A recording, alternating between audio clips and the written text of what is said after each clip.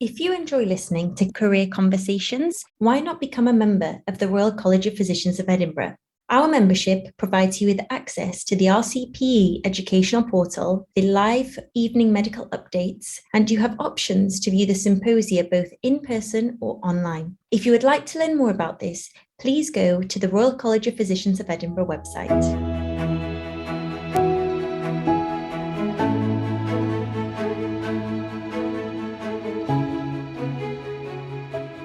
My name is Kerry Baker and I'm an acute physician in NHS Fife and Director of Education at the Royal College of Physicians of Edinburgh. Did you know that according to the King's Fund, 44% of doctors in the UK are female? That's over 250,000 of us. That includes 55% of medical students and 54% of postgraduate trainees. If this trend continues, women will make up the majority of the medical workforce within the next decade. However, only 32% of consultants and 24% of medical directors are women, and women are underrepresented in leadership and academic roles. Together, the Royal Colleges of Physicians and Surgeons of Edinburgh, on behalf of the Academy of Medical Royal Colleges, are hosting an exciting two-day Women in Leadership event on the 27th and 28th of April. The first day will be a hybrid conference at the Royal College of Physicians of Edinburgh in our city centre-based conference centre, and also available online via live web streaming for those who cannot attend in person. The second day will be an interactive in-person event at the Royal College of Surgeons of Edinburgh with workshops, parallel sessions and the opportunity to interact with a range of inspirational speakers and hosts. This event is about helping build the workplace that we and our future colleagues and public deserve. It's about celebrating and inspiring women in leadership to serve as role models. We have an incredible range of speakers lined up for you, including Professor Dame Sally Davies, the previous CMO for England, and Professor Dame Carrie McEwen, the chair of the GMC. We hope to see you there.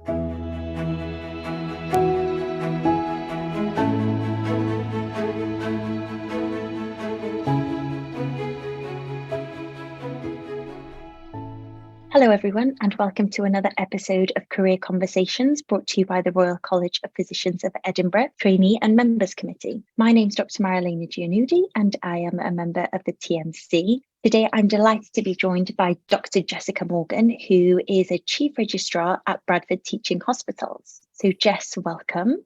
Hello. For our listeners, these podcasts are to try and introduce jobs that we may not particularly come across other than our normal training jobs. So could you briefly explain to us what is a Chief Registrar? Absolutely. Thanks, Marilena. So thanks for having me on this podcast and giving me a bit of time to talk about what I do. So I'm currently Bradford's first Chief Registrar, but it's a scheme that's been around for quite a few years now. So there's a lot of Chief Registrars out there who are now consultants. It's a scheme where you have some protected time to learn about leadership, management and quality improvement, whether that be 40% of your time or 50%, whilst allowing you also to continue your clinical work. And I'm just under halfway through at the moment here in Bradford and learning loads. So it'd be good to talk to you a bit more about it. Okay, so at what stage can someone apply for a Chief Registrar job? Yeah, so I think it's from ST4 onwards. I might actually have to check that, Marilena. So once you're a registrar, that it's an open scheme through the Royal College of Physicians. You don't actually need to be a physician to apply to be a chief registrar. You can come from any specialty, that be surgical. So we've got neurosurgeons who are currently working as chief registrars and people from A&E.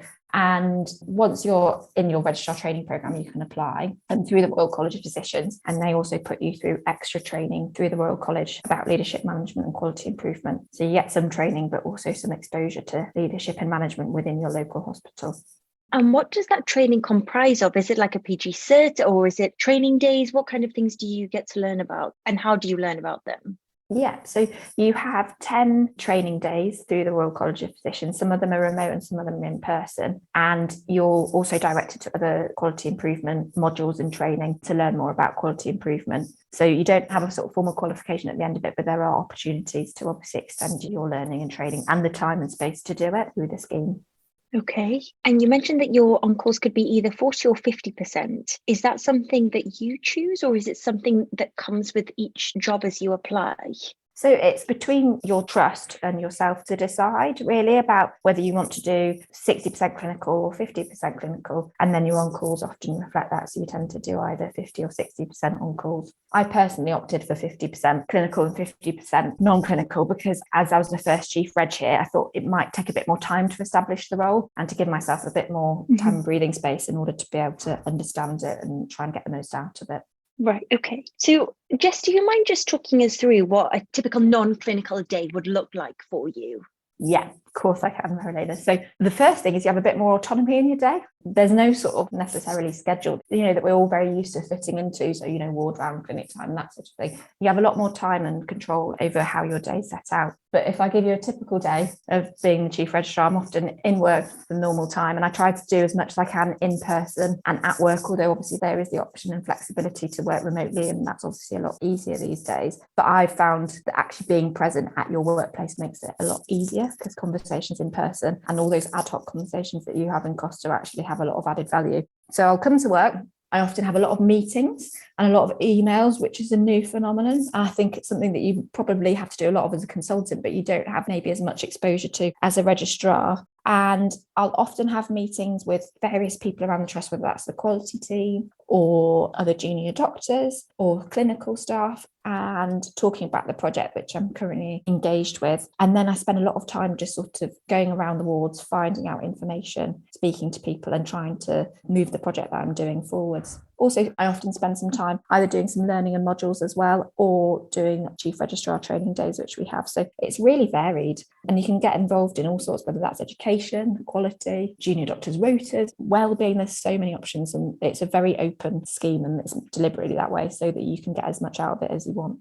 And you mentioned that you're obviously working on one big project. With all your meetings and everything that happens throughout the day, does that give you the opportunity to dip in and out of other projects as well? Or is all the work you do kind of guided towards your one end goal? Yeah, no, that's a good question, Maria. It depends. Some chief registrars have lots of different things on the go, and they might have lots of smaller projects, and some of it might be dictated to them, or they might come with an idea of what they want to try and improve. And I say dictated to them as in the trust might have some ideas about things that they think would be good for the chief registrar to be involved with. Some people are looking at clinic letters, for example. Other people are looking at education for junior doctors and registrars. Some are creating pathways within their department or their specialty that are working sort of clinical pathways. So it's really varied. And actually, I'd say most chief registrars have some smaller projects alongside the maybe bigger thing that they're doing, but not everyone has that. Some people do lots of smaller things from my experience. Okay. And are you allowed to tell us about the project that you're working on? Yeah, of course. It's definitely not a secret. So I'm currently trying to introduce hospital at night in Bradford, which is obviously something that's available in lots of other hospitals around the country, but we don't have here in Bradford, and I think would be a great opportunity to introduce. So not a small project, because it involves some digital technology and looking at that. So employing some new people in different roles and changing the way we operate and work out of hours. So yeah, it's exciting, but daunting sometimes as well. I can imagine, but I think exciting is the best adjective to describe a project like that. And is that a project that was your idea, or is that a project that kind of came with the job role? So people do this different ways. So I was mentioning that when some people as chief registrars have an idea because they might have worked in a trust before and they think actually this would be something that'd be really good to improve. I came along to Bradford, and as part of the role you're supposed to meet people who are important within the trust. So the chief executive team, the chief nursing team, the medical director team. And I started off pretty open-minded in Bradford and spoke to people like the chief executive here and the medical directors, and was open to suggestions. And I was led in this direction. And I thought, actually, yeah, that sounds like a good idea, which I think has pros and cons. But the main pro being you've got buy-in from the very beginning in your project, because it's something that the trust is already looking at, and you can kind of run with it with support from people at the very top, which is what you need. Yeah, okay. And you obviously have this 1 year to complete the project. Could that be expanded if for any reason, the project wasn't fully finished, or would you have to then hand over the reins to somebody else? So sustainability is something that's obviously very important, and it's something I can relate to and struggle with, because we have to deliver quality improvement projects throughout our training, and it often feels like it's a tick box exercise, and actually you move on and nothing happens. If you stayed within the trust, you could obviously have some ongoing input, but it is a year-long program, so you have to build into your project the sustainability of it and how it's going to survive when you're not there. So that's something you have to think about early on, and it's something you also have training in, because it's often difficult, that sustainability and spread of the project. And it's something that's valuable for us to learn as trainees and then as consultants of the future, how you maintain that energy and success of a project. I'd actually never thought of it like that, but that's so important, because how many times have we done a quality improvement project or an audit on the ward, and then as soon as you leave, it's just gone, which is a shame. So yeah, that's really important to learn. Going into the role, what qualities were you asked to have? Or if you weren't asked to have any or any skills, what skills do you think it's important for someone who might potentially be interested in applying for a role like this to have? So obviously, it's kind of in the name, it's Chief Registrar. Leadership is obviously very important, but also learning about leadership and what that entails, and team working as well, because let's face it, leadership is all about how you work in a team and move together as a team. I think the key skill for this is communication. Communication. And I'm learning a lot about that. And it's not communication how we understand it from our training at medical school and our time as doctors, with patients. It's about how we communicate with our colleagues to get things done, really. And whether that's via email, but also in person. And what I've learned a lot of during this time is, one, how you communicate with people, and particularly people who hold a lot of power and influence, and try and get your agenda or your idea as the hot topic. And I think that's just by badgering as many people with power as possible and telling as many people as you can about what you're trying to do. But also things about like email etiquette, which is something I've not thought about before, about like how many emails you send, what's in your email, how you structure it, but also meetings and things, how you engage in meetings. There's a lot of the skills that are desirable in this post are the skills that you develop during your time. So it might be things that you're inherently interested in, improvement, enthusiasm, determination, self-motivation, but it's all the sort of skills that you're there to develop during the scheme. So it might be something you already have an interest in, but you definitely develop those skills during your time as a Chief Registrar.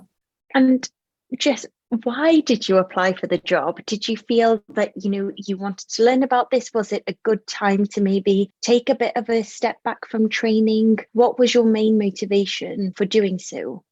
My main motivation, Marilena, is I wanted a bit more time and space to actually nurture some of the interests that I have in terms of making things better. When I see a problem, whether that's with an individual patient or a system or the way that we do things, I inherently am interested in seeing how we can change that and make that better. And I think as trainees, yes, we do quality improvement because we have to for our portfolio, but I don't think we often have the time to actually do that properly. So this gave me an opportunity to really develop those skills and have a bit more time and space to learn about how you do that successfully. And also, I really enjoy my time here in Bradford. I was here as an ST3, and this is the sort of place that I would like to work in the future as a consultant. So learning more about the structure of a hospital, what does a chief executive do? What does a medical director do? How does each clinical department work and the structure of that? That's all really been valuable. And it's great to do it in a place like Bradford where I've really enjoyed working.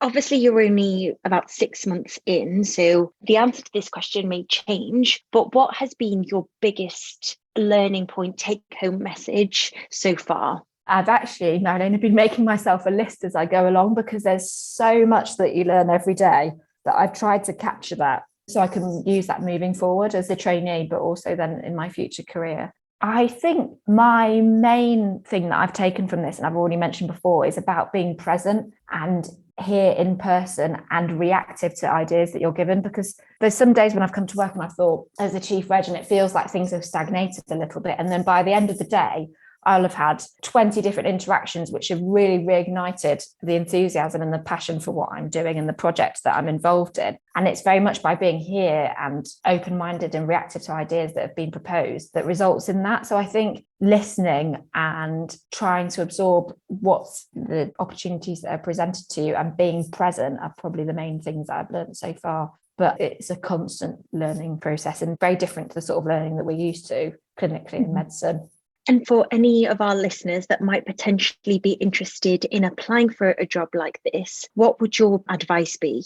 So there are lots of chief registrars out there now. It's a big scheme, and in most deaneries and regions there will be chief registrars around. Go and talk to people who've been a chief registrar, and some of them will be consultants now. And there's also a lot of information on the Royal College of Physicians website. So if you just Google the Chief Registrar Programme, you'll find a lot of information about it. There's some old sort of like diary entries about people and case studies on the Chief Registrar Programme website about different trusts and projects that people have done, and diaries and entries about people's experience, which is what I looked at when I was looking to apply, as well as speaking to people who've been a Chief Registrar previously or done other sorts of leadership fellows to work out exactly what it is that I wanted to do and achieve. Excellent. Okay. I think what I'll do is I'll also place a link to that website on the footnotes of this episode for anyone that wants to go and have a look. Jess, Thank you so much. Your experience so far, I think everyone will agree with me that you made all our listeners think, could I do that job? And it's really nice to know that we can all make a difference, because I think sometimes when you're stuck in the rut of going to work every day, you think that, if a system is broken, I by myself can't fix it. And it's really good to know that you can work with people in the hospital and make that change. So that's been really inspiring. Thank you so much for talking to me today. No problem. Thank you, Marilena. And thank you everyone for listening. You can keep listening to career conversations for all our different job roles. And don't forget to listen to clinical conversations for our patient advice and new clinical guideline episodes. So thank you very much.